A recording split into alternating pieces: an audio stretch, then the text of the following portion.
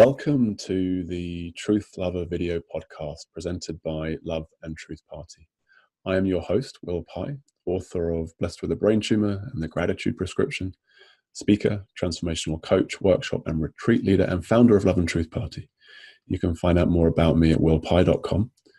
Love and Truth Party is a self-organizing, self-replicating community and movement of love and awakening, a wisdom school facilitating health, healing, and happiness. Find us and join our mailing list at www.loveandtruthparty.org. Love and Truth Party exists to empower the deep realization and integration of unitive consciousness, of one human being, and to inspire action in the world from this clarity as New Earth Ninjas, our playful avatar.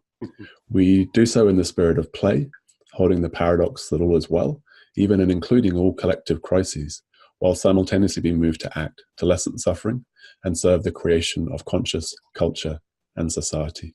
Our projects include distributing 1 million love letters from the universe, inviting people to receive the love and care in these, and within the happiness hacks and other free resources found on loveandtruthparty.org. And today I'm really thrilled and excited to be joined by my friend Adam Chacksfield. Adam offers heart-centered non-dual spiritual teaching in North America, Europe, and online, inviting individuals and groups to fall open. After a series of profound realizations, Adam left his early career as a political science professor to devote himself to spiritual exploration. And then years later, with Peter Fenner's encouragement and support, Adam started to share Nondual Awareness. He developed the 4-month Falling Open course as a catalyst for the awakening of the mind, heart, and body. And in 2011, moved by his deep appreciation for the value of spiritual community, Adam founded the Center for Nondual Awareness to support those called to share non-duality. Inspired by a spontaneous experience of we consciousness, Adam is currently exploring the activation of shared consciousness within the teacher body of the Evolutionary Collective. He's also created the map of relationship paradigms and developed We Relating, an online course that takes relationships into this new paradigm beyond separation. You can find out more about Adam at adamchacksfield.com and in the Facebook group, Adam Chacksfield Falling Open. He also has a YouTube channel. We'll post all those in the notes of this podcast. Adam, it's a real joy to have you here today. Thanks for joining me. Lovely to be with you, Will. Yeah. I'm excited by our title as well. It's got a real depth to it, I feel. The intimacy of sharing consciousness, moving from I to we. And to begin that, I feel to speak to when we met. I think I'd seen your presence online, but we met at the Science and Non-Duality Conference in Italy. I believe that was the first time. And there was this really immediate experience that I've encountered with some beings of just a delight of shared presence that was just readily available, just right there. And this is the intimacy of sharing consciousness, of being with another being, and yet somehow being consciousness, being one. It's quite hard to language somehow. Yeah, it's like this invitation to be inside sort of a shared space of consciousness. It's like that way that we can just sort of enter the space together, and we're inside each other's experience, inside each other's consciousness at a deep level, and we sort of in that we become like a different being. Like there's something else that's operating, like a higher consciousness that's that we're both inside together. Yes, this word intimacy I've heard sort of spoken or slowed down to be into me see, and I feel you sort of pointing to a little bit of that we somehow occupy each other's experience whilst retaining seemingly our own being. It's again, words don't seem to have the capacity to point to this experience, but simply to share presence is this delightful experience. And I like how you point to the higher consciousness aspect and the evolutionary aspect as well, like of the human consciousness. It feels that this is the experience of sitting with the Buddha or sitting with the Christ, as you and I, as many beings upon the planet right now. And it does seem to be happening more. I'm an optimist, and I'm not sure how much of that is just my naive optimism. I wonder if you can speak to that in your experience working with groups, and in that time of working with Peter Fenner and moving from academia, what have you noticed about this as an emergent property within experience? Does it seem to be happening more readily? Yeah, and it's a little. This, I want to make a distinction. Actually, I think it's like to be with someone and sort of enter a transcendent space together is a particular experience. You know, so like we could both be sort of sitting here and meditating, and we'll just both go to sort of the absolute consciousness itself, and that's like one type of experience. And you know, there's a lot in spirituality. There's a lot about that movement, going to the sort of the consciousness itself, presence itself. And then there's also a lot now, thankfully, about the embodiment of that as an individual. You know, the authenticity of that. And what I find especially interesting about the sharing of consciousness, which is it has sort of an active component. It's like this like opening to each other and entering into each other's experience. So it's not that we're sort of entering just presence together. I mean, like there's a glow of presence, but it's also that there's something so magical about the intimacy, the connection, the alchemy that happens when we enter into each other's consciousness. So, and it has a particular flavor. It's like that's why it's a little different from just opening to the transcendent. It's like the particularity of the we. And of course, the beauty and the humor perhaps is that it requires the other. It requires the other consciousness. So the experience of separation, there's still your physical body over there and my physical body over here, and we might be having different emotional flavors arising in our experience, and yet there's something in the touching that absolute as an expression of the unity of the two people, of the two beings into that we. It really is a fascinating exploration, and I appreciate how you've focused in and honed in on this we consciousness. What is it to be in relationship? And you know, in that intro to Love and Truth Party, this is very much part of our interest and intrigue. Like, what happens in community, in society, collectively, as this becomes a more common accessed experience.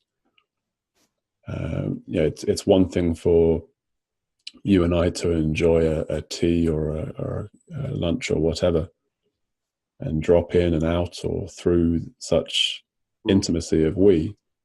What would it be for, maybe it's a little far-fetched, I was going to bring up the great Donald character, but you know, what would it be for any individual in a position of leadership, whether it be in a board meeting of an organization or in a political scenario, to be accessing this degree of awareness as you're looking across the negotiation table, or hearing to the testimony of a farmer in a developing country that your company is affecting. You know, the potential unfolding of this as a effect upon culture, upon society, it just feels to have an unimaginable potentiality. Yeah, and it's beyond sort of mere empathy, I'll call it. I mean, mere empathy. I mean, empathy is wonderful, and you know, like let's have more of that. But it's like a step beyond that. Even it's like the opportunity when we feel like we're in separate positions, or like we're sort of opposite or opposed, or like, well, you're over there with your interests and I'm over here with my interests, is like, what if we actually just come inside a shared field together, and we drop the question in, like, what wants to happen here? Like, what does consciousness want to have happen here? And we actually share in that intelligence. So like, I can occupy your position just as much as you can occupy mine. And then we just see what's actually, and it's extraordinary what happens when we take that leap into it together. And what I found is that the end of separation in just that movement, that willingness, when we meet like that, it's like so much of the suffering involved is that feeling of being separate, like I've got to attack or defend, or it's like when we actually meet in the middle together, it's sort of like problem over. Mm-hmm. I mean, that's the end of the problem right there. Now we're totally available to what's true and what wants to happen. And even if we make the wrong movement or whatever, it's like we're both going to notice that, and we're both going to like take a corrective movement. Mm-hmm. So it's like the end of conflict, of competition. And this speaks to the essential tenet or perspective that we're looking to offer into the world at Love and Truth Party, which is that the individual awakening, the individual expansion of consciousness, the individual healing and integration and embodiment of what some would call God consciousness or shared presence is so significant collectively, so significant, such a contribution to the whole. And this notion of, we have this tagline of playing powerfully in the pure democracy of consciousness, because in that moment of peace, the end of conflict, in that moment of being peace, within particularly a recognition of the interconnectedness and oneness of all form and phenomena, which is an increasingly, even within, from different perspectives, from chaos theory or from systems theory or from other philosophies, as well as from direct realization, is becoming a more common idea. Oneness, even as an idea, is becoming more common. From that perspective of the unitive nature of consciousness, this moment of peace happening here now within two nervous systems, or of course a group might gather together and experience this simultaneity of dropping into peace. It's just so delicious to feel into that, and again, just open to what that might look like, what that might ripple out as into our collective human experience. I mean, it's like it's totally changes the nature of what's happening in our society. I mean, like when we enter together, when we join together in a conversation, like where we're actually going inside consciousness together, like what's really true here, what wants to happen here. I mean, when that's the interest, when we all sort of bow to the truth in a way, and bow to intimacy and to love, and we and recognize that that's what we actually love more than anything. I mean, there's nothing else we want more than that. Mm-hmm. I mean, like to sit across from someone and hold them as separate, and even if you win, I mean, that's so yucky. Mm-hmm. It's so second best to actually meeting and like having what really wants to happen, what's the truest, best thing to happen. And if when we do it together, when we have that shared like recognition of what's true, I mean, it's a whole another level beyond winning. Right. Who wants to win? I mean, like when that's when love is possible. Mm-hmm. Yeah, already won. I mean, there's a totalness to the victory of that realization or that experience. I mean, this is the yearning behind every movement of the human being, as I perceive it, this desire to feel whole, to feel connection, to feel love. We might think that the chocolate's going to give that to us, or the exercise, or the money, or if the Republicans win or the Democrats win, then we'll experience love. And yet this is a capacity in the nervous system, and a capacity that can be accentuated in connection with another. What comes to mind for me are two things. One is the John Lennon song, Imagine, which was played to me last night, and the relevance of that, the sheer beautiful idealism, and being willing to imagine, being willing to lean into that possibility, to bow, you said, to truth, to bow to the feminine, it feels, in a sense as well, because that receptivity, that open-heartedness, that trustingness is a feminine energy, as I would describe it. And so it feels like it's this shift in consciousness from a very masculine, very male energy that hasn't worked out so well over the last 500 years. If you look at the state of the planet and so on, it feels that this is the emergence of feminine energy, a feminine consciousness, which of course is within every man and woman, accessible within every man and woman. And I know there are personal development workshops. I think Landmark, I know I did Landmark, and eye gazing was one of the exercises that opens the door a little bit, I think, to the sort of experience that we're looking at and describing. Yeah. And very often people from a standing start, from no meditation background or no interest in spirituality, will discover that standing close to someone and looking into their eye with a little bit of facilitation, there is a discovery that it's like there's no I and there's no you. So it points to the accessibility of this. It doesn't take going off to the caves for decades, it seems. It's like a readily emergent property of consciousness in the nervous system that's actually here for most human beings.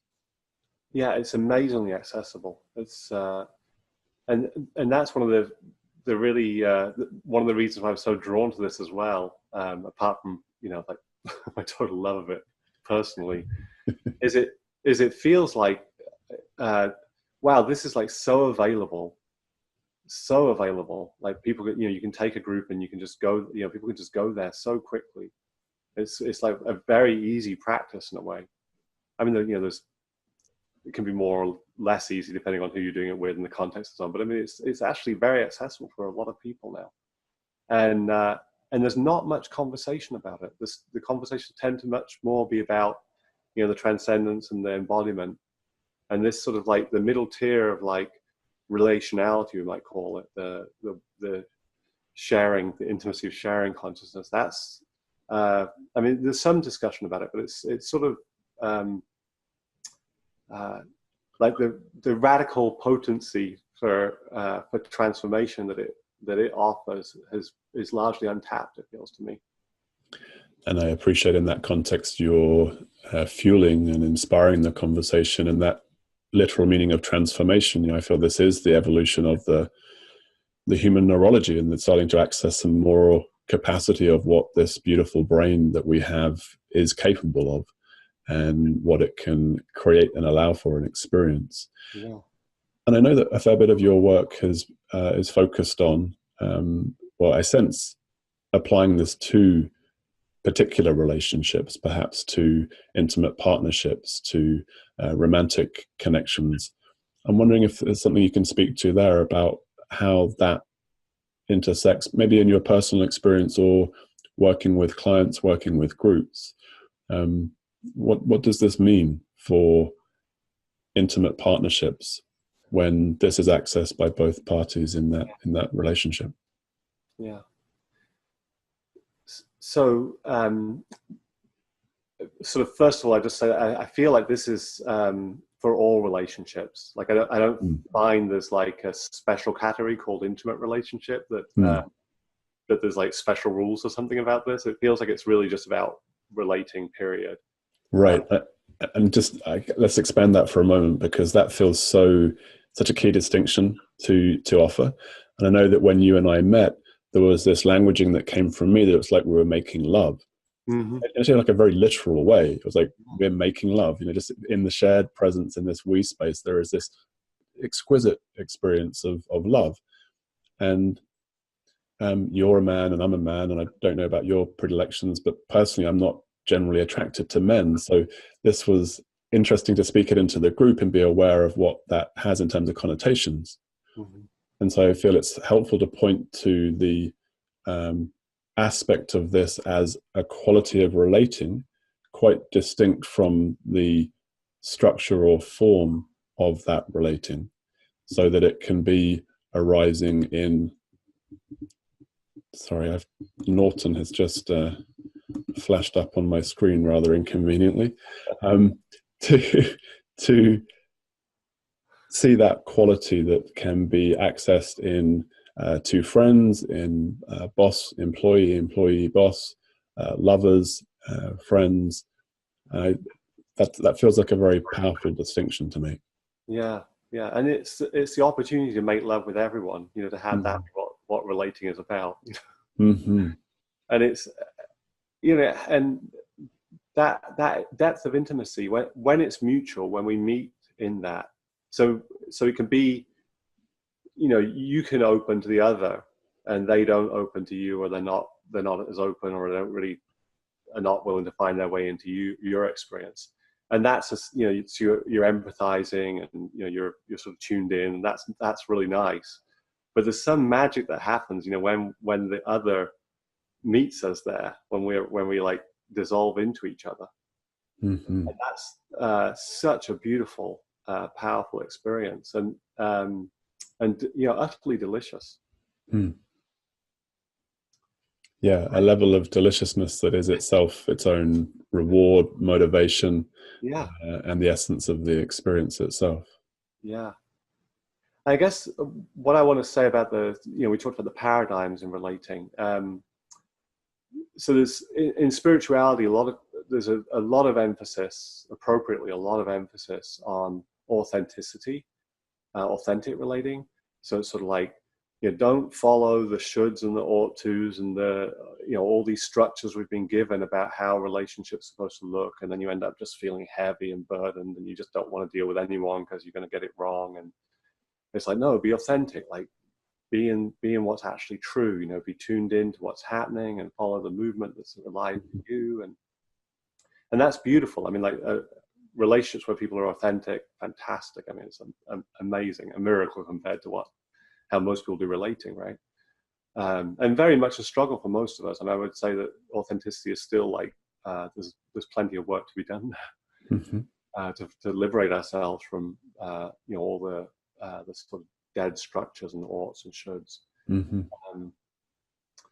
But the what I call we relating, like as an alternative to sort of just a name to put on it, is distinct from authenticity, because with authenticity, the movement there is like we're trying to disentangle ourselves from this ideology that maybe both people are bought into. You're my girlfriend and I'm your boyfriend, and what does that mean?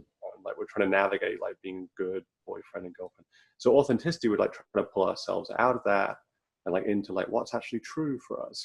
What really wants to happen in this moment. Yeah.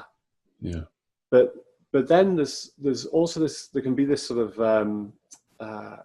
like I need to separate to do that in authentic relating. Like it's sort of like it's almost like the influence of the other is sort of, we should be suspicious of that, because it might be manipulative, or it might be coming from, it's sort of like we're being influenced by things that are not truly authentic for us. So we relating, the possibility there is that two people can authentically give themselves to this shared space together, this shared consciousness. And it's like, so if you had a question like, you want me to do something, and I know that you really want me to do something. So then it's like, so to be authentic, I might be like, well, okay, so I'm going to hold that to one side, and like, what do I want to do, and tune into myself. And it's like, so in we consciousness, we can actually both go into the shared experience, like acknowledging the truth of all of it. So we can feel like whatever's there for you about why you want me to do this thing. And then you can feel what's truth, truth for me. And we can see what actually wants to happen. What's the highest, truest, most loving thing that wants to happen in this shared space? And again, we've already come out of opposite positions in doing that. So there's this deep listening that's required in that, an ongoing deep listening on many levels, listening to the other, listening to our own body, listening to all that's coming forth. And there's a teacher of mine, a gentleman called Alan Seal, who speaks about working with potential, like what wants to emerge. And I feel a very similar thread in what you're speaking to, of what wants to emerge here. What's the most beautiful and true emergent thing here? And there's something, of course, very powerful in even being open to such a question. What is the most beautiful thing right now? And it feels that there's something significant, perhaps. I'm very interested in the languaging, as we all are, as we start to sort of map new territory of consciousness as humans. Like, what words do we use? And relating being a verb seems to be significant in this, because it points to that fluidity, it points to that ongoing nature. And of course, in the verb, there's no subject and object. In the verb, there's just this happening, this movement. Yeah, it's beautiful. Yeah, and it's like we've dissolved as separate entities. So when we're there, it's like we're going to agree on what should happen. Even if it's like, I do what you had previously wanted me not to do. It's like we'll actually be in agreement on that. Because if we're inside together, we'll both see what's true there. To put that into a silly small example, perhaps to offer some sort of tangibility and to continue the dialogue and exploration, we might have that last bit of chocolate, and we might have been taught to be a good boy or a good girl or a good boyfriend, and so we from that space give that last bit of chocolate to our lover, to our friend, whatever, to be the good one, to be the nice one. And what I'm hearing you pointing to is something quite beyond that, which is, who knows what it might look like, whether it's to divide the chocolate again, or to eat it simultaneously, or to give it to the other, but from a different space, from a different place. So it brings a different energy and a different intentionality and surrounding energy to the same action, which is evolutionary, which is a different way of being, a different way of doing and being. Yeah, and when we're in it together, it's like that's like more valuable than the chocolate.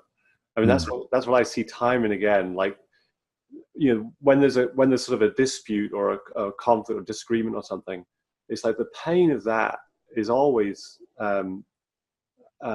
greater than like whatever it is about, like the thing that we're arguing about or disagreeing. It's like the actual, just a sense of separation.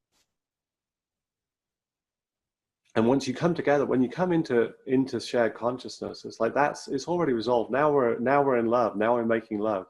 Now we're asking, like, what's the most beautiful thing to happen here together? And it's like it's done. The intent, once that shared intention is realized, it's like who gets the chocolate is just such a I mean, it's a thing to play with, to make love with. It's no longer maybe that's what happens. The chocolate literally becomes a centerpiece of lovemaking and delight and connection. I like that idea. There's something that just came to me around this conflict that can arise, and how the rubber hits the road, as it were, particularly in intimate partnerships. So to look at that for a moment. So whether man and woman, or man and man, or woman and woman, or of course it's even more complex than that these days in terms of gender orientations and how people identify and so on. But I'm intrigued. Something which I've noticed and I've heard people speaking about is that when I am, on the one hand, better able to be in love with someone that I might be in some agreement of ongoing relating with. There may be in this we consciousness and this we relating a simultaneity of capacity to be in love with everyone else as well, to be in love with everyone that I meet. And that can be challenging for the partner in the intimate relating. I think there's still a degree to which we're both speaking now in California, where perhaps there's a greater degree of freedom of exploration of, as you say, authentic relating and polyamory and different ways of coming into agreement as to what a partnership is or what partnership even means. So I'm wondering, does that bring up something that you can speak to? How does how does that condition part of our thinking? How does ego mind perhaps come to grips with this being in greater love in intimate partnership, and also noticing that that love is not just for me, Yeah, that yeah, it's for everyone? yeah. I mean, I think once we start sort of realizing, the intimacy of sharing consciousness, that possibility, it's like we start realizing, like, we just fall, we can fall in love with everyone, anyone. Like you say, we can be making love, wherever we are in any relationship. So that, like the realization of that, like the sort of embodiment of that, which is still for all of us is an ongoing process, and because it requires mutuality, it's, it requires us to share it, to invite people in, to say, how about we like drop into this together? Let's take a look at this together. Let's open together. But so that feels like it once we start having the real sort of embodied experience of that, it like radically changes how most of us have been conditioned to look at intimate relationship. Typically, especially for men, I think sexual relationship is like the sort of the only source of intimacy for many men. I'm laughing, but it's like horrific. I mean, it's like terrible that that's the case. So realizing like how this lovemaking, this intimacy is so readily available, and having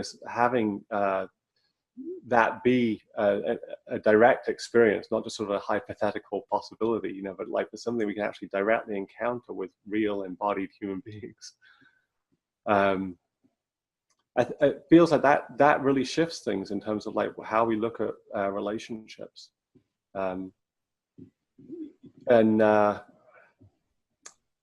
then around sexual relationships and partnerships and raising children. So I mean, there's it feels like everything is like open questions. As consciousness touches these places, everything becomes like not what we thought it was. It's just like it opens up to and takes us deeper into the mystery. So I don't have any simple answers about I'm pleased. models and structures or anything like that. Yeah, I wish I did, but no. It feels like everything's there's just, as you were saying about gender itself, it just becomes more and more of an open question. Yeah, as nice as it might be, and as much as some people watching and listening might want the easy answer or the simple solution or the 3-step process, it seems that a key aspect of this is to be in the not knowing rather than in the measurable known. And it is almost too simple I think it is too simple for the mind to be settled, to be comfortable with, that all that might be required is to open into this sense of potentiality here. What wants to emerge now? What's the most beautiful thing that can be experienced or expressed or realized? And I think it's not too difficult to imagine how, with that as your devotion in child rearing or in forming an ongoing partnership, if that's your foundation, it feels like an extraordinarily solid foundation. that whatever happens from there, forms might change in relating, and children will be children and teenagers will be teenagers.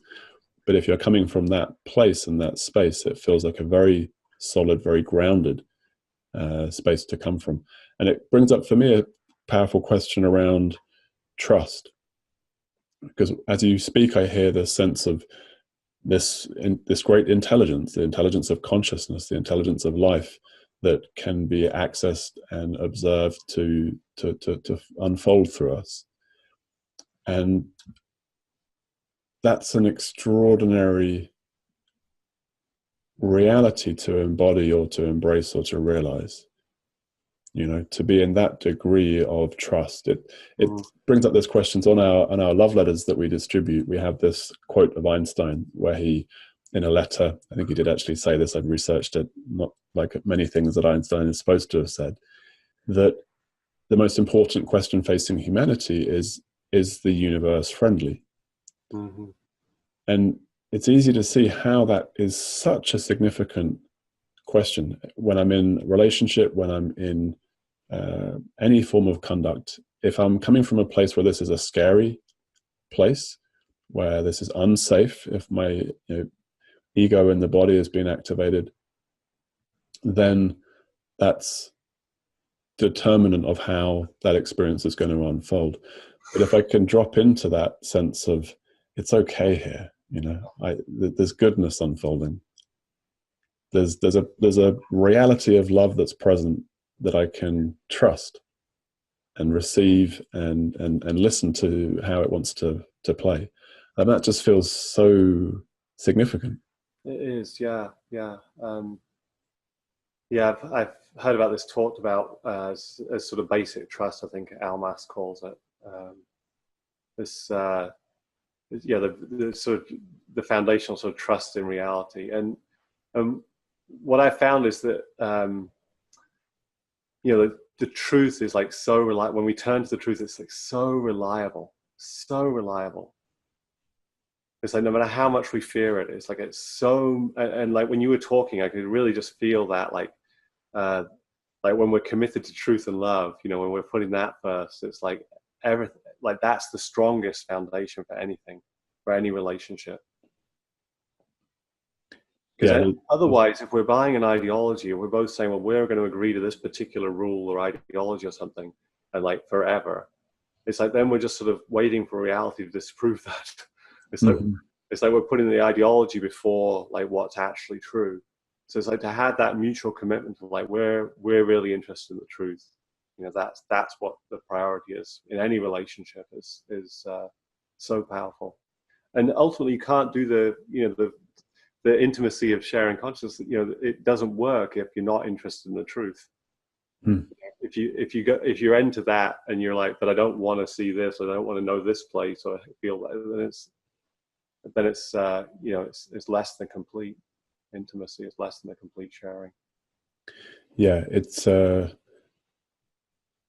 eccentricity that I hope is becoming less of an eccentricity. This devotion to truth, this devotion to at all costs. That desire, as it might express in an individual, for enlightenment or for awakening, or to know the nature of reality, or to be a pure channel for the highest to express through us. There's a number of ways that we might feel that movement towards that or desire towards that. And truth with a capital T is a word I'm very comfortable with truth with a small t being also very important. Like, what's the truth of how this world is unfolding? But bringing that capital T truth in, which is an experience, it can only be experienced or known at a level beyond the mental body, or observed in its manifesting when we invite it to express. I sort of have a sense of that in A Course in Miracles language or Christian mysticism language, God's will rather than my will. And God's obviously a very loaded term for a lot of people, but I feel there's a healing around that such that I still use it, because call it life, universe, infinite intelligence, the presence of love, as a direct experience, again, it seems to be like what's coming through is that sense of trust and that sense of being in the feminine energy, of the receptivity, of the allowing of what wants to come through.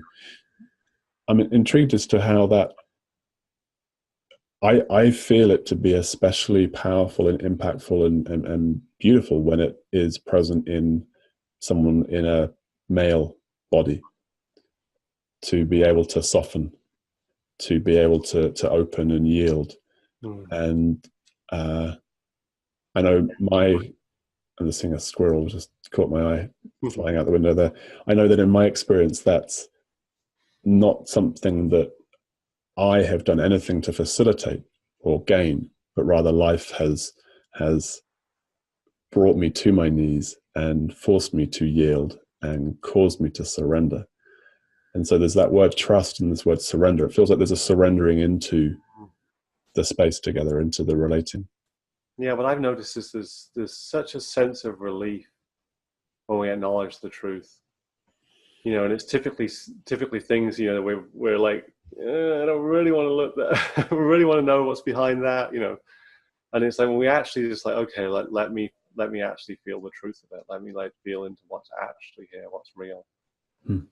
Acknowledge that, and it's like such a relief. Whatever it is, it's always such a relief. It's like that's the end of the running. Okay, now we're in reality. You know, we don't have to continually hold ourselves averse to looking over there. You know, like anything we don't want to see, it's like it narrows our vision, and we've got to constantly be monitoring. Like, none of that, you know. It's like, yeah, so much effort in avoiding reality, avoiding knowing.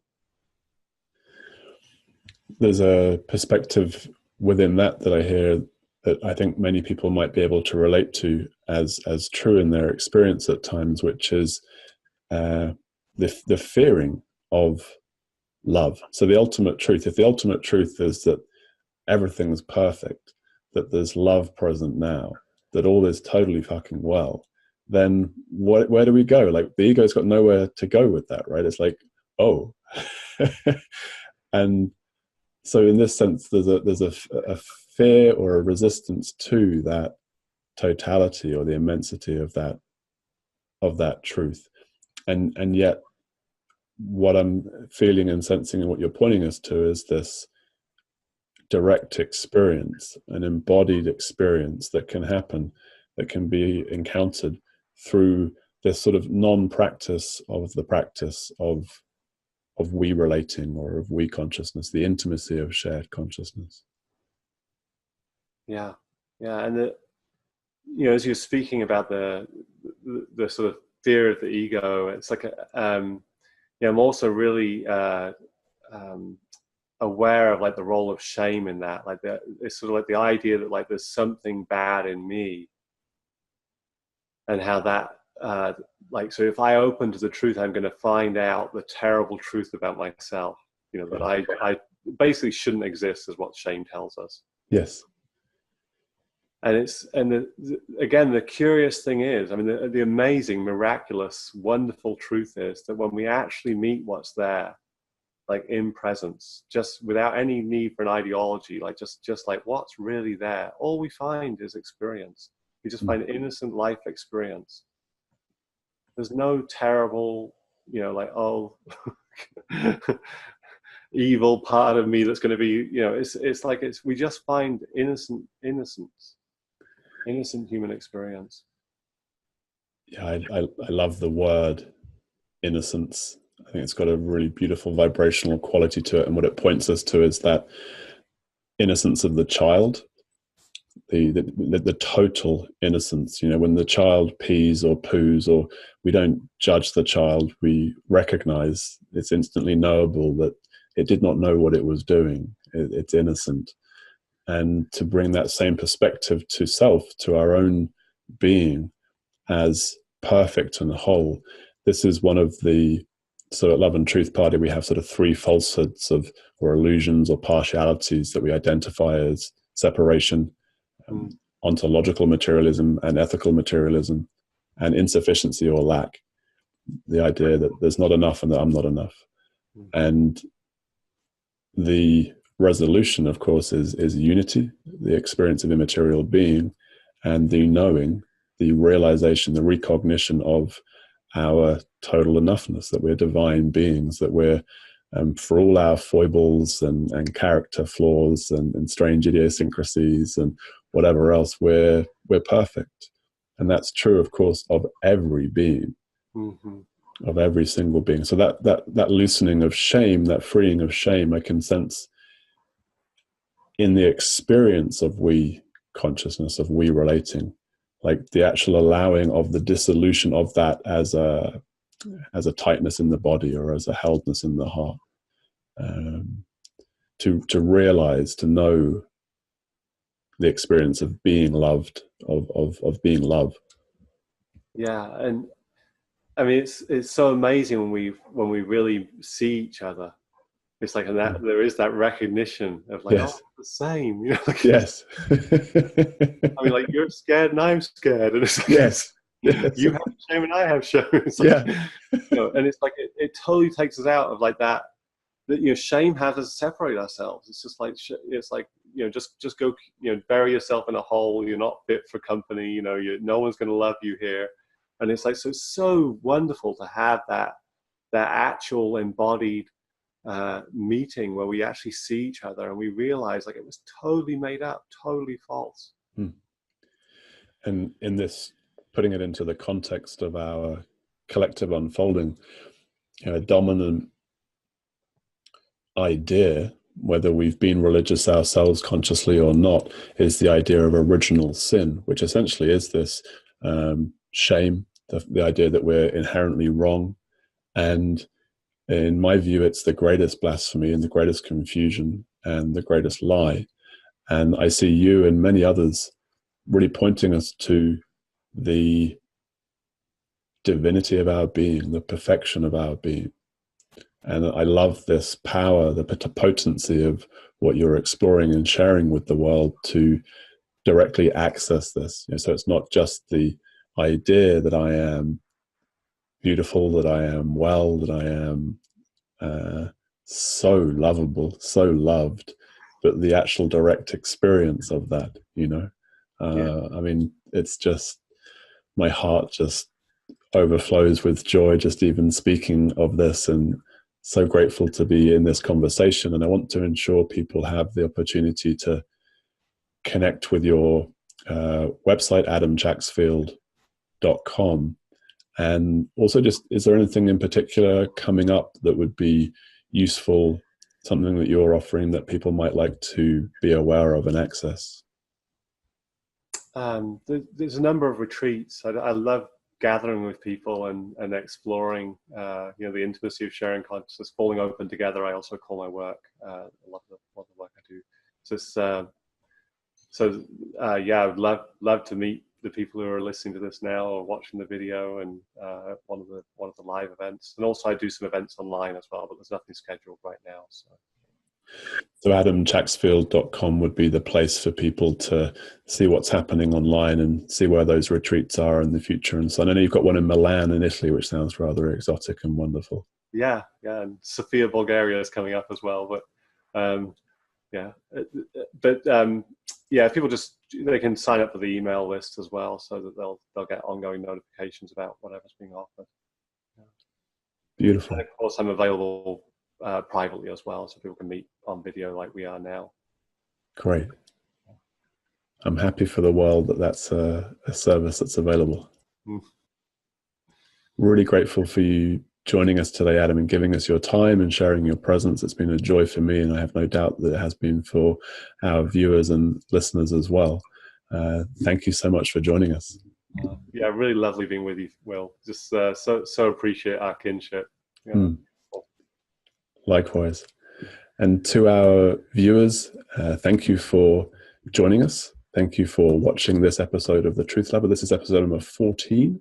We have another 13 for you to enjoy on Podbean, Spotify, all the usual places, iTunes. And you can visit loveandtruthparty.org to join our community. download or order love letters, register for our newsletter, connect on social media, and even consider a financial gift at loveandtruthparty.org.